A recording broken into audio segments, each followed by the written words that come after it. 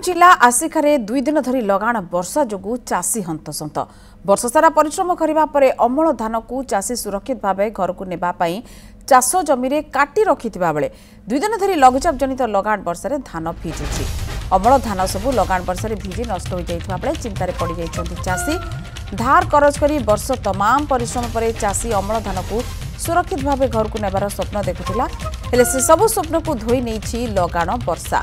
अभावी वर्षा जो खरीफ ऋतु में धान चाष विलंबर आरंभ होता।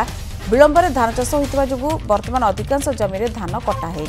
केतेक चाष जमी अमल धान कटा हो पड़ा बेले चाषीर धान खलारे गदा हो रही।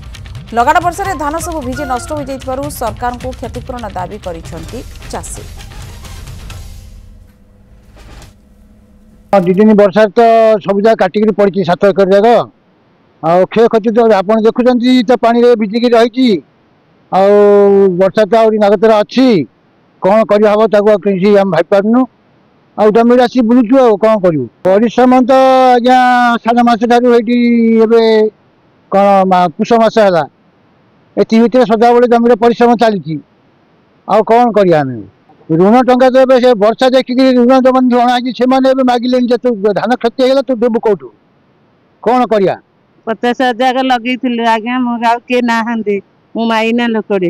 कि बाहर आनी बाकी आनी करी से मागुच मु धान बिकिले देवी बोली कहूली किंतु मुझे केमी देवी बोले मु बिलरे